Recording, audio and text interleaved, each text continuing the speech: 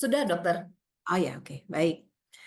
Nah, jadi kalau kita bicara tentang infeksi human metapneumovirus ini, ya, apa itu? Ya, ini adalah suatu bentuk infeksi yang disebabkan karena virus juga, gitu ya. Memang masih satu famili, satu keluarga dengan virus influenza sebenarnya, ya. Jadi ini adalah virus RNA rantai tunggal. Nah, terus kemudian ini pun juga masih ada kekerabatannya, masih ada hubungannya dengan avian virus, ya. Jadi apa namanya? Ini sebenarnya bukan virus yang baru. Sudah mulai diidentifikasi semenjak tahun 2001 sebenarnya. Kasusnya sebenarnya apa namanya? Ada fluktuasinya. Terjadi peningkatan pada kondisi eh, dingin biasanya. Jadi makanya pada akhir-akhir tahun seperti itu ya di daerah China, Eropa seperti itu ya di daerah yang bermusim 4, kasus ini sebenarnya apa namanya mulai terjadi peningkatan, namun kemudian begitu kondisi suhunya membaik, kemudian kasusnya juga tenang lagi seperti itu ya. Ini adalah suatu infeksi yang disebabkan karena kontak langsung biasanya dengan droplet ya atau cairan tubuh penderita. Apa saja, bisa dari air liur gitu ya, bisa dari batuk ya. Kita kan juga tidak menyadari kalau misalnya batuk tidak ditutup seperti itu, ada percikan dari cairan air liur tersebut yang menyebar di udara, dan itu apabila terkena oleh orang lain ke orang lain seperti itu juga bisa menjadi penyebab kontak langsungnya seperti itu, atau dari bersin. Jadi sama semua ya, cairan-cairan tubuh penderita yang terinfeksi HMPV ini bisa menjadi sumber penularan utama ya. Bisa juga bukan langsung ada di udara dan tertangkap oleh orang lain, tetapi juga daerah-daerah yang terinfeksi. Misalnya sama lagi ya, penderita ini selain memegang batuknya gitu ya, ditutup dengan tangan seperti itu, kemudian setelah itu memegang benda-benda di sekitarnya ya, gagang pintu, mainan, toilet. Nah, ini pun juga bisa menjadi sumber penularan. Nah, kemudian gejala ini bisa muncul dalam 2 sampai 5 hari setelah terinfeksi. Kenapa? Karena memang sifatnya sama dengan infeksi virus yang lain ya. Jadi infeksi virus itu rata-rata akan muncul sekitar 2 sampai 5 hari setelah terpapar dengan virusnya. Dan kemudian sifatnya virus adalah self-limiting disease atau reda sendiri seperti itu. Nah, jadi harusnya pada orang dengan kondisi imunitas yang baik, sebenarnya dalam 5 hari gejalanya akan reda sendiri, asal asupannya cukup, cairannya cukup, seperti itu. Nah, jadi seperti itu kira-kira. Namun, ya, infeksi HMPV ini lebih rentan pada kelompok-kelompok. Yang pertama anak usia di bawah 5 tahun atau di bawah 6 tahun. Karena memang anak di bawah 5 tahun atau 6 tahun ini kondisi imunitasnya memang belum seoptimal orang dewasa. Ya. Begitu juga dengan orang lansia. Ya. Dengan kondisi imunitas yang mulai menurun atau juga ada komorbid dari penyakit-penyakit yang lain. Ini juga menjadi kelompok yang lebih rentan terinfeksi. Yang ketiga juga adalah penderita-penderita yang memiliki kondisi komorbid penyakit kronik ya, atau penyakit-penyakit yang menyebabkan terjadinya penurunan imunitas. Namun di antara 3 kelompok ini ya, atau beberapa kelompok yang rentan ini, yang terbanyak kasusnya memang dilaporkan adalah pada anak usia 6 bulan sampai 12 bulan. Seperti itu. Nah, kemudian gejala apa yang paling berat ya? Yang rata-rata memang batuk pilek gitu ya, demam. Tapi pada kondisi infeksi yang berat biasanya akan menyebabkan peradangan yang lebih hebat pada paru-paru yang menyebabkan pada anak kecil bisa menjadi bronkiolitis atau pneumonia. Seperti itu. Nah, apa saja gejala infeksi HMPV pada anak? Pertama, batuk-batuk tentunya ya. Batuk-batuk ya, kemudian bersin, pilek, hidung tersumbat seperti itu. Bisa juga disertai dengan keluhan nyeri menelan. Anak-anak Biasanya adalah kondisi yang, mengalami kesulitan, gampang mengalami kesulitan bernafas karena memang kondisi saluran nafasnya memang belum, eee, terbuka sempurna. Jadi biasanya begitu ada, sekret sedikit, begitu ada cairan di saluran nafas, di hidung atau di tenggorokannya akan, terutama ya di bayi di bawah 1 tahun, akan mengalami kesulitan bernafas. Selain itu biasanya akan mengalami demam. Demam ini bisa dari demam ringan ya atau kita bilang subfebris atau sumeng istilah kita, hingga sampai demam tinggi. Itu. Rata-rata anak ini akan mengalami kelelahan ya, terlihat tidak seceria seperti biasa. Nafsu makannya berkurang atau malah justru tidak mau makan, seperti itu. Nah, seperti selain juga, ada manifestasi dari saluran cerna. Anak juga disertai dengan keluhan mual barangkali ya, muntah atau juga disertai dengan, diare atau, BAB yang lebih sering ya, encret. Gejala yang lebih berat tadi seperti kita sudah singgung, bisa mengalami peradangan di paru-paru yang lebih hebat, bisa bermanifestasi seperti bronkiolitis atau pneumonia, seperti itu. Ya. Jadi sebenarnya gejala dari HMPV ini sebenarnya tidak terlalu khas ya, cuma demam sama dengan infeksi selesma yang lain seperti itu ya. Demam, batuk, ya, pilek, terlihat lemas, hidung tersumbat, suaranya serak, nafsu makan menurun dan apabila kondisi ini bertambah berat bisa menjadi bermanifestasi dengan terlihat sesak napas ya. Bagaimana kita mencegah atau mewaspadai terinfeksi dari HMPV? Tentunya karena ini adalah penularan dari droplet atau cairan tubuh, kita harus sering cuci tangan, terutama pada penderita ya, ataupun juga kita yang bukan yang saat ini sedang tidak terinfeksi, setelah memegang benda-benda umum, benda-benda publik, biasakan untuk cuci tangan. Jadi sama seperti kewaspadaan kita pada saat dulu pandemi ya, jangan sampai hilang itu kebiasaannya. Cuci tangan secara teratur, kalau misalnya bisa dengan cuci dengan air mengalir, pakai sabun, itu akan lebih baik. Namun minimal kita menggunakan hand sanitizer, seperti itu. Kemudian menggunakan masker, terutama di tempat-tempat publik ya. Meskipun pada anak di bawah 2 tahun memang belum direkomendasikan untuk menggunakan masker, tetapi paling tidak kita mencoba menggunakan ini pada anak kelompok usia lebih besar dan terutama tentunya pada orang-orang yang memang sedang sakit pilek batuk diharapkan menggunakan masker. Kemudian menghindari menyentuh wajah, terutama area hidung, mulut, dan mata pada penderita. Ya, jadi pada penderita yang sedang pilek, batuk seperti itu, hindari untuk menyentuh wajah, terutama hidung, mulut, dan mata. Ini tidak hanya pada penderita, kita pun yang saat ini sedang tidak sakit, tetapi setelah kita berkontak dengan benda-benda umum, tetap saja dianjurkan untuk tidak menyentuh area ini. Karena apa? Tentunya paling gampang masuknya virus melalui wilayah-wilayah hidung, mulut, dan mata ini. Menghindari kontak dengan orang yang terinfeksi tentunya ya, kalau kita sudah lihat orang batuk pilek, terutama kalau kita membawa anak kecil ya, bayi seperti itu, sebaiknya kita menghindari kontak dengan orang terinfeksi. Kemudian usahakan agar rumah selalu bersih, menggunakan pembersih udara kalau memungkinkan ya, terutama pada yang memang di rumah tersebut sedang ada yang sedang sakit pilek batuk. Kita juga tentu diharapkan menjaga kebersihan rumah, lingkungan secara berkala, ya, membuka ventilasi dengan baik sehingga sirkulasi udara di dalam ruangan tetap terbuka. Selain itu tentunya juga perlu pola hidup yang sehat, ya, pola makan, istirahat yang cukup, konsumsi makanannya pun juga perlu bergizi, aktivitas fisik yang teratur, kemudian juga istirahat. Nah, bila kita belum sakit, tentu kita tidak berharap sakit, ya. Bagaimana kita melakukan pencegahan dari terinfeksi HMPV ini? Apakah kita bisa melakukan vaksinasi?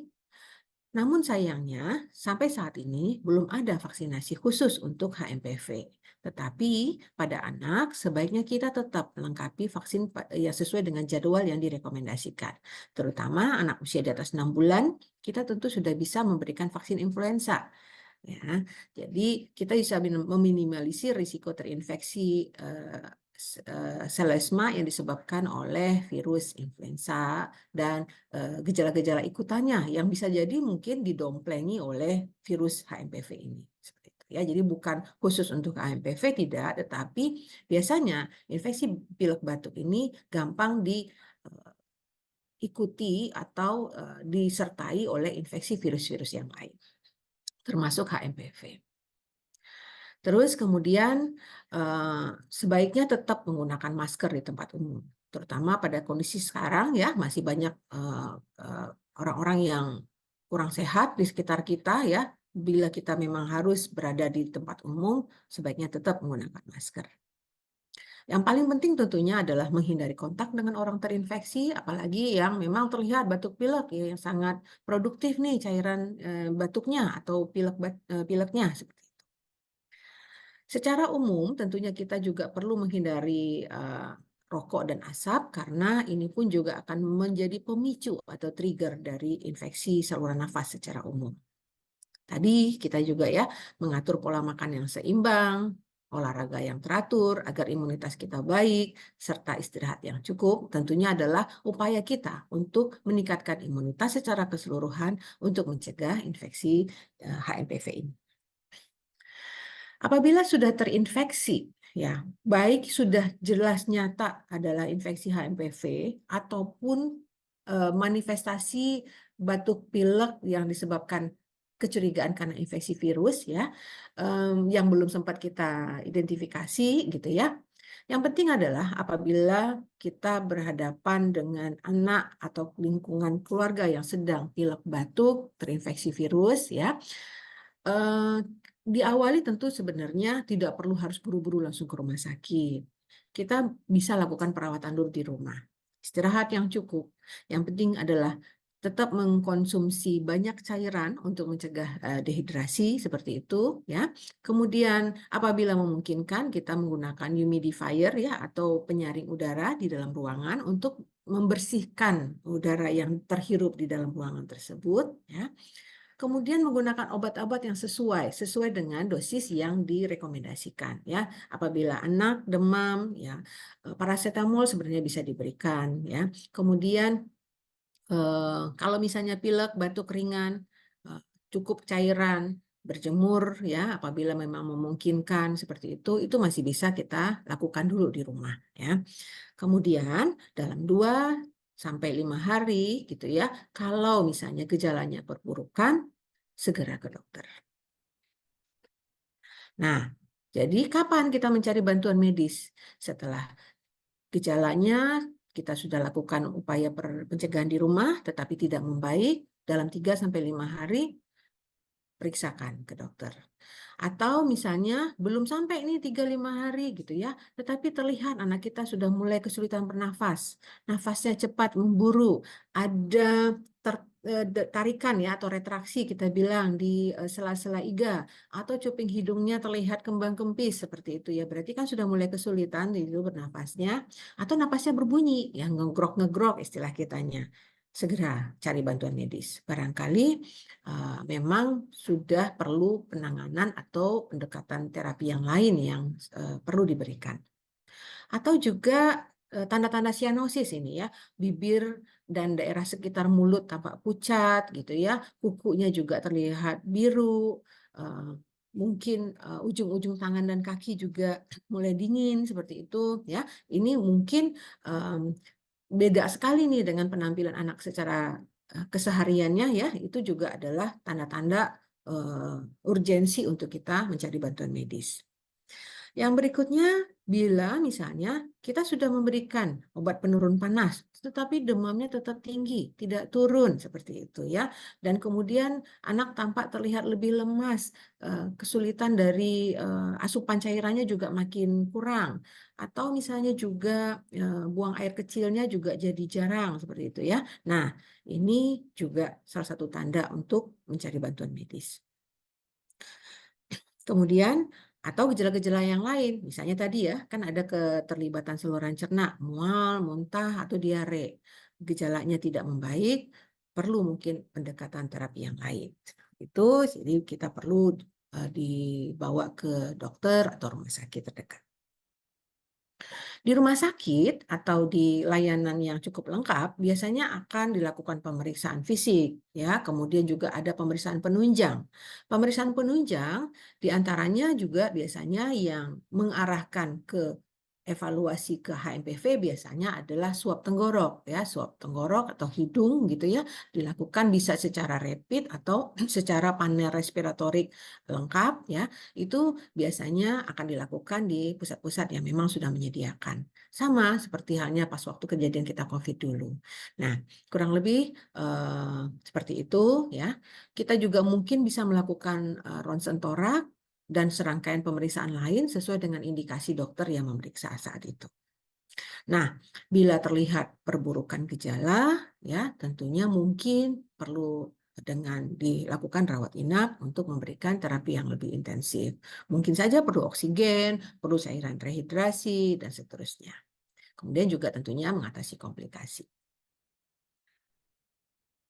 Jadi, secara simpulan, yang penting adalah sebenarnya bagaimana kita mengenali gejala HMPV ini ya. Gejalanya sangat tidak khas sebenarnya seperti batuk pilek seperti biasa ya. Boleh jadi ini akan membaik, boleh juga akan mengalami perburukan, tetapi kalau misalnya terindikasi pun sebagai HMPV, apabila ini gejala ringan, bisa saja ini akan membaik tanpa perlu ada intervensi khusus. Jadi bisa saja di rawatan rumah sebenarnya. Yang penting adalah bagaimana kita memaksimalkan untuk imunitasnya tetap baik, asupan tetap cukup, istirahat tetap cukup. Bagaimana kita mewaspadai infeksi pada anak-anak? Yang penting adalah hygiene-nya ya, hindari penularan, hindari ke tempat keramaian yang mungkin saja anak kita masih sangat rentan terinfeksi di tempat-tempat tersebut. Ya.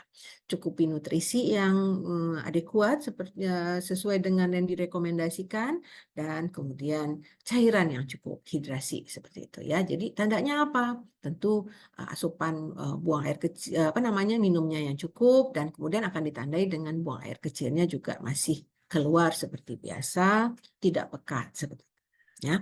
Kemudian bagaimana kita melakukan pencegahan dan perawatan yang tepat, tidak perlu terlalu khawatir berlebihan, tetapi yang penting adalah apabila kalau sudah ditangani di rumah tetapi tidak membaik atau malah justru perburukan dalam waktu pemantauan kita ya.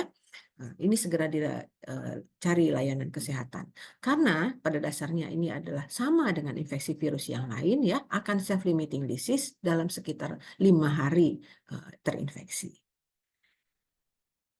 Jadi sebagai gambarannya, gejalanya kurang lebih ya, batuk, pilek, sesak nafas atau hidung tersumbat seperti itu ya, demam ya, radang saluran pernafasan, bisa jadi kekurangan cairan ya, yang sebenarnya bisa sangat bervariasi mulai dari yang ringan hingga yang berat. Kalau ringan mungkin bisa ditangani di rumah, tapi apabila berat tentu perlu penanganan yang lebih intensif. Kira-kira seperti itu barangkali yang bisa saya sampaikan ya, Bu Lasma. Ya, dok. Ya. Baik, Mudah-mudahan. dokter. Terima kasih untuk materinya ya, dok. Selanjutnya kita masuk ke dalam sesi tanya jawab. Di sini sudah ada beberapa peserta webinar yang mengirimkan pertanyaan melalui chat kami. Langsung saja ya, dokter ya. Ya. Pertanyaan yang pertama dari Askadina. Dok izin, apakah ada vaksin HMPV?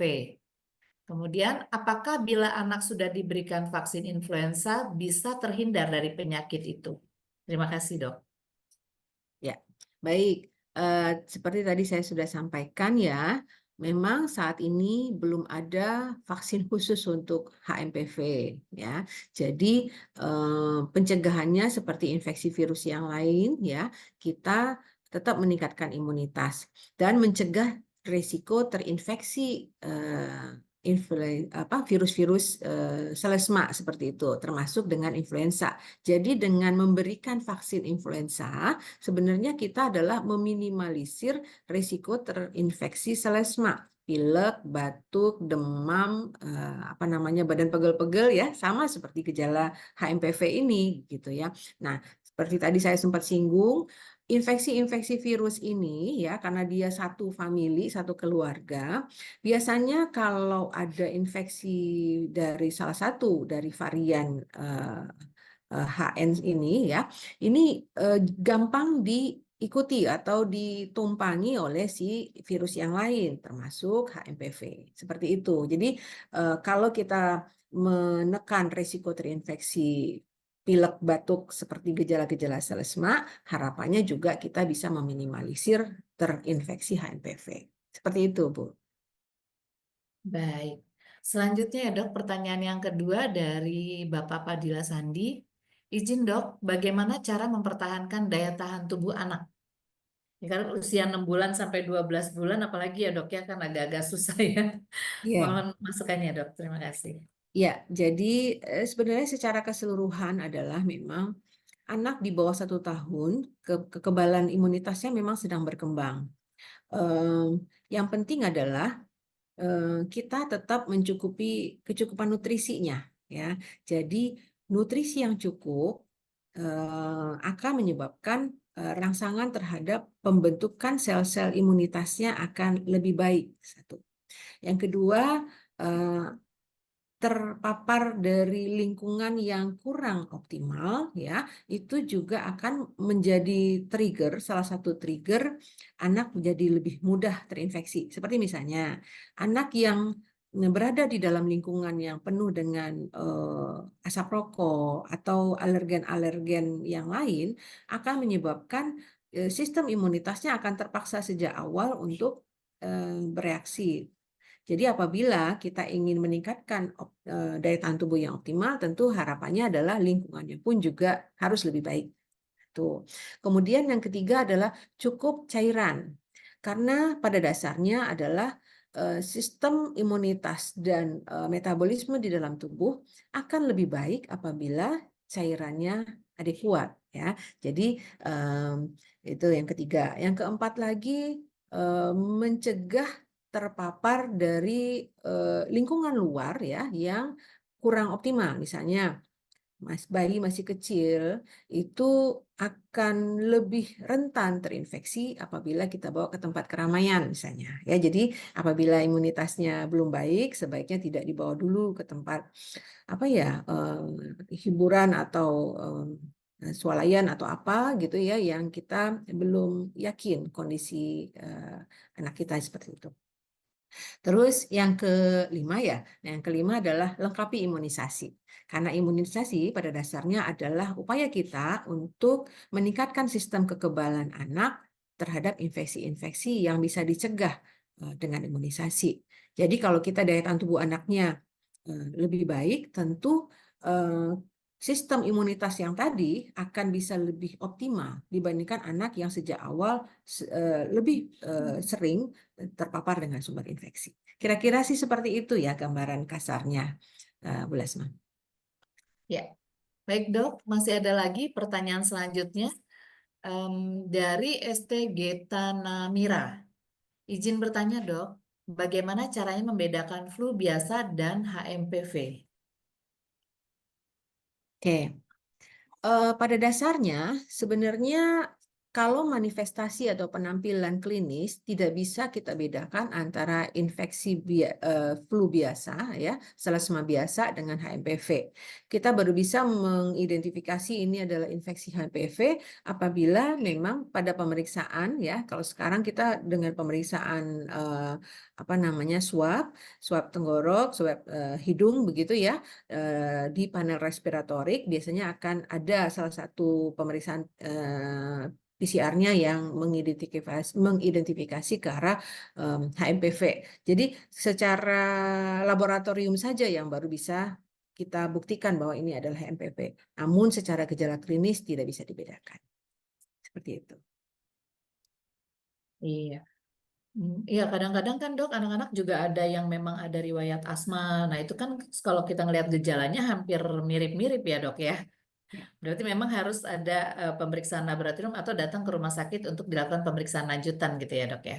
Ya, betul. Ya, makanya sebenarnya bisa saja di sekitar kita sudah banyak orang-orang yang terinfeksi HMPV. Sebenarnya seperti itu ya. Entah itu gejalanya berkomorbid dengan gejala yang lain seperti tadi ya, ada asma, ada gejala pilek batuk yang lain seperti itu.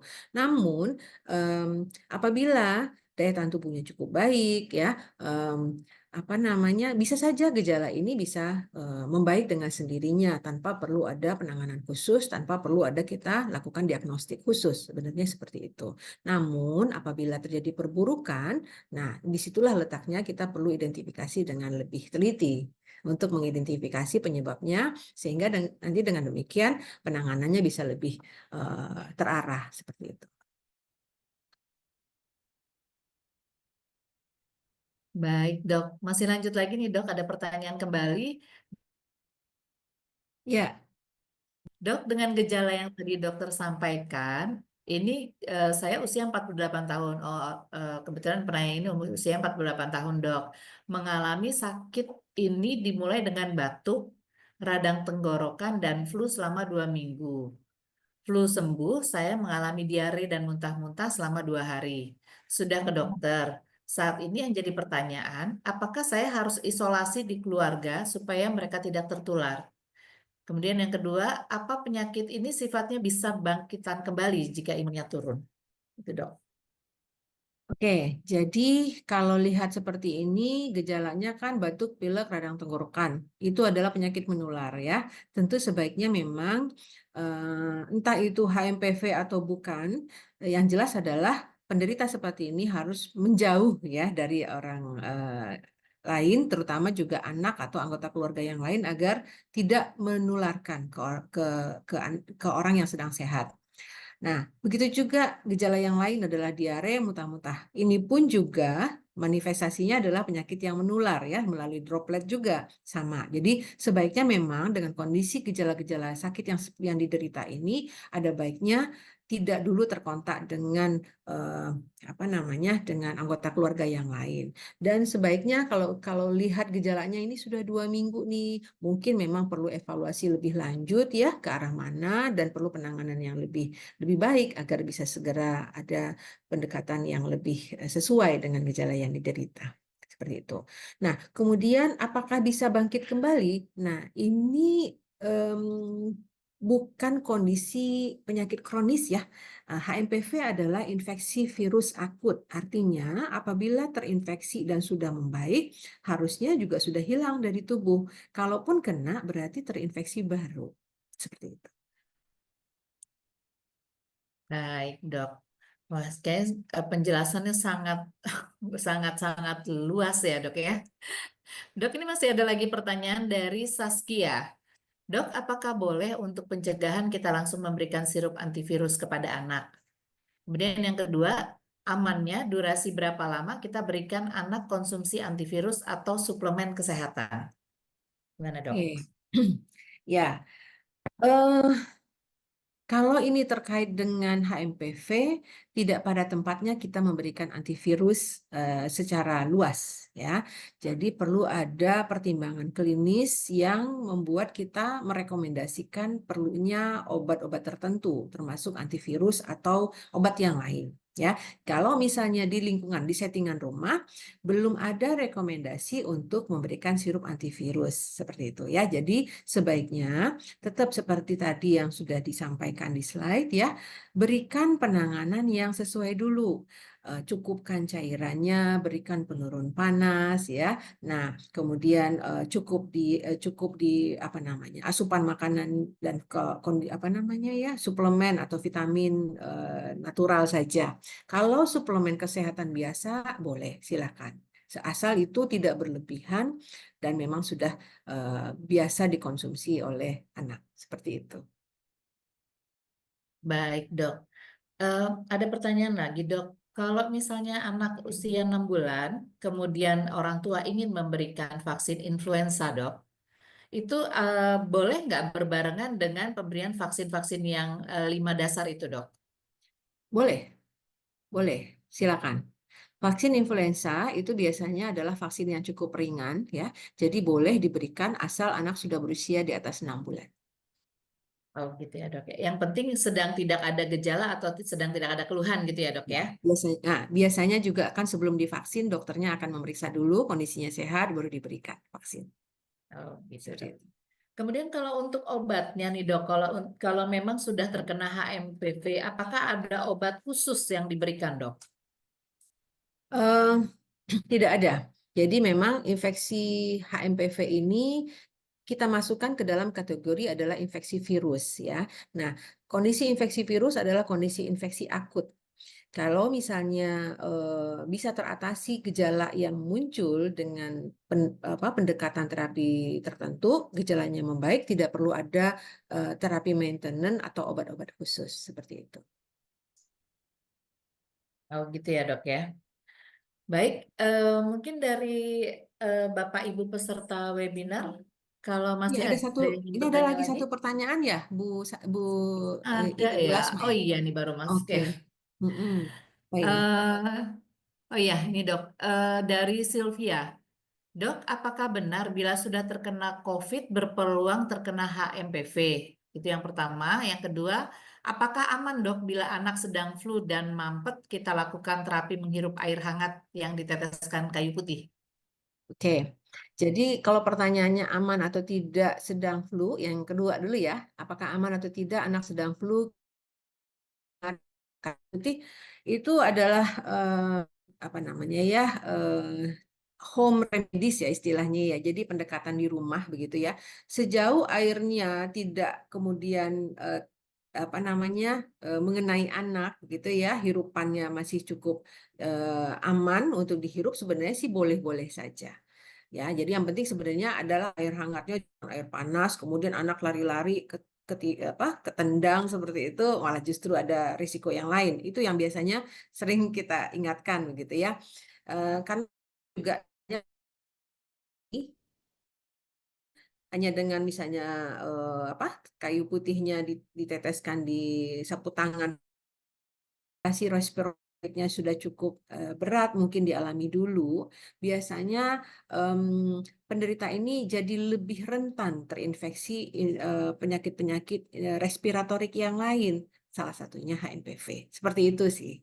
Ya, jadi sifatnya adalah tetap saja peluangnya atau chance-nya untuk terinfeksi HMPV ini bisa saja mengenai siapa saja, tapi itu tadi ya, ada kelompok-kelompok yang lebih rentan terinfeksi, ada yang uh, biasa saja gitu ya, bergejala walaupun terpapar, tapi gejalanya ringan.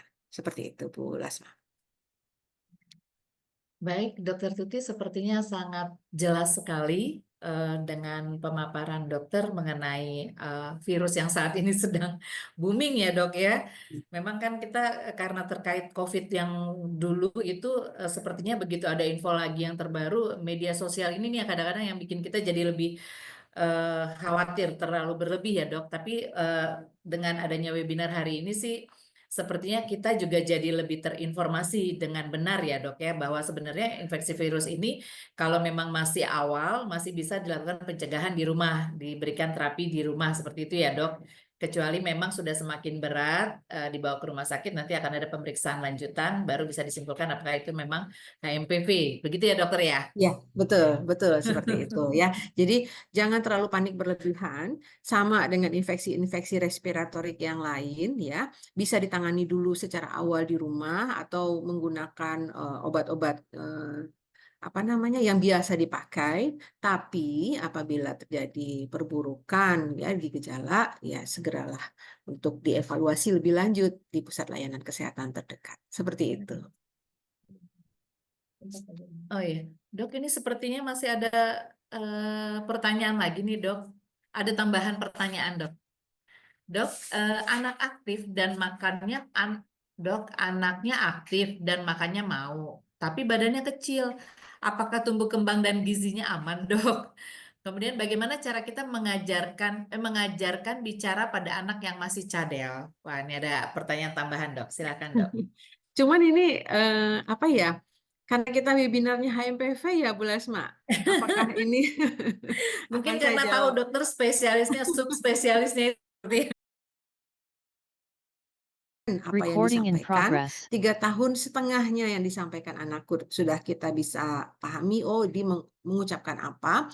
Nah di sekitar 4 tahun, rata-rata itu hanya sebagian kecil yang masih kita belum paham ya, termasuk mungkin cadel dalam pengucapan R, L seperti itu ya.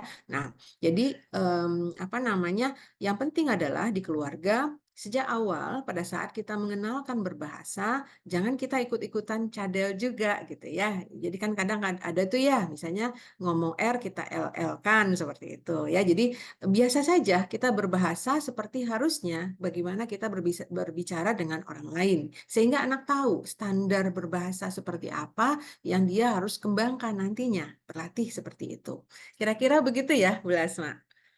Iya, dokter.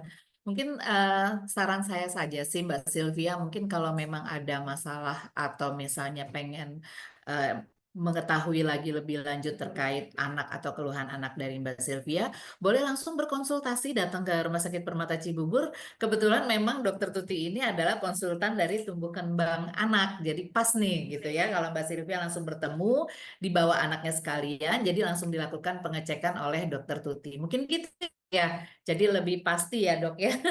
Ya, Oke. betul.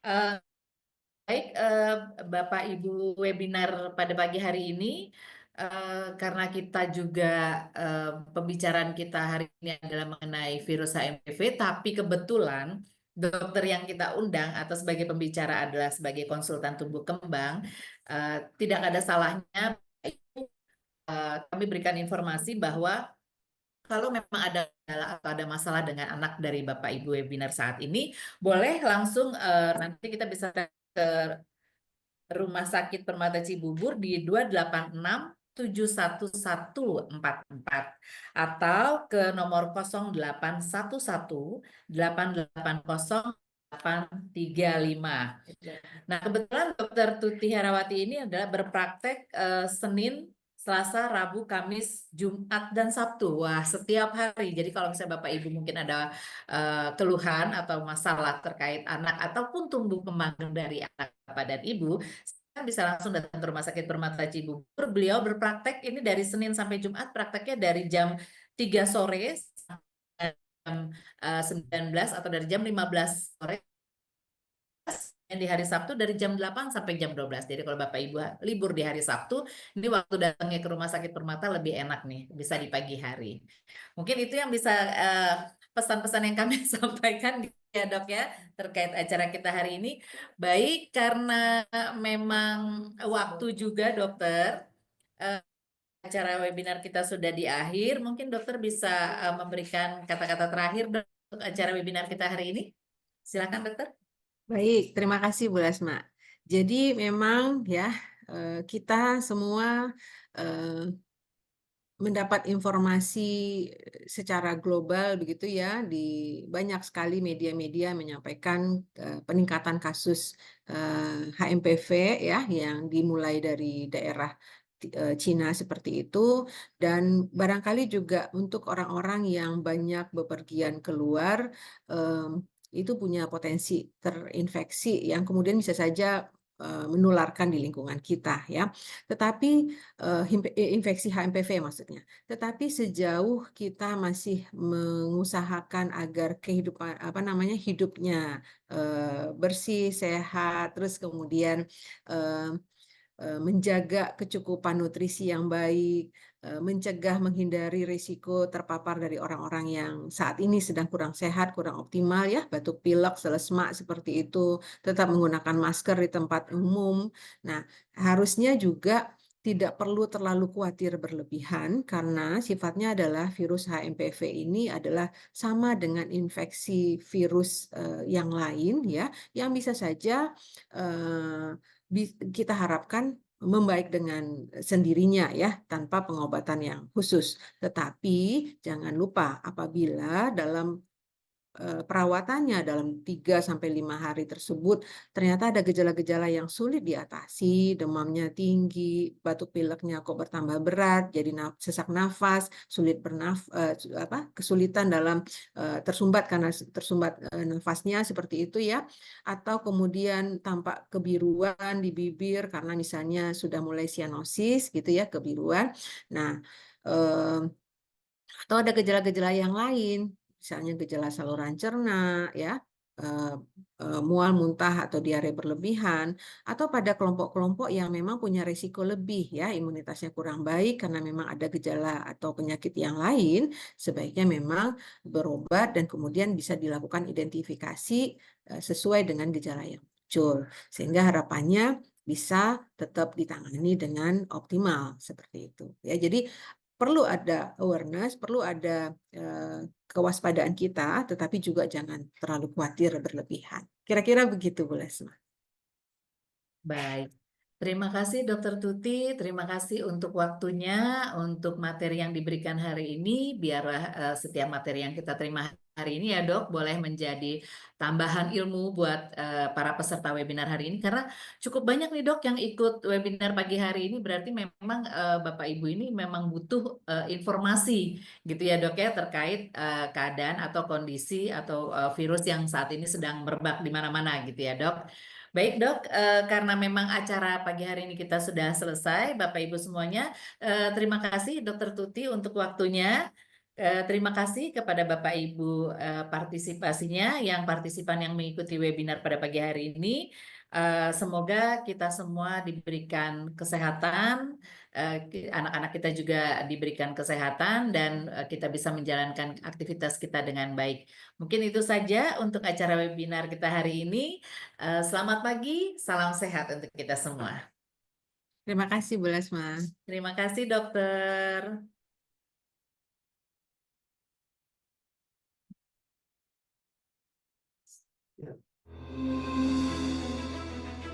Selamat datang di Rumah Sakit Permata Cibubur, tempat di mana kesehatan dan kepedulian bertemu untuk memberikan pengalaman pelayanan kesehatan yang menyenangkan. Sejak berdiri pada bulan Oktober 2003, kami telah menjadi pionir dalam membentuk pelayanan kesehatan di kawasan Cibubur. Tonggak sejarah Rumah Sakit Permata Cibubur dimulai dari pelayanan kesehatan ibu dan anak. Kami melangkah lebih jauh untuk memenuhi kebutuhan masyarakat, dan inilah kami saat ini. Wujud dan transformasi kami yang menakjubkan. Ditunjang dengan teknologi yang kompeten, Rumah Sakit Permata Cibubur kini memiliki mobile apps untuk mempermudah pasien mendaftar dan bertemu dengan dokter yang diinginkan. Hal tersebut menjadikan keunggulan Rumah Sakit Permata Cibubur tidak hanya terletak pada struktur fisiknya dan juga teknologinya, melainkan pada tim medis kami yang terdiri dari dokter umum dan spesialis terbaik di bidangnya. Kami berkomitmen untuk menyediakan pelayanan kesehatan yang modern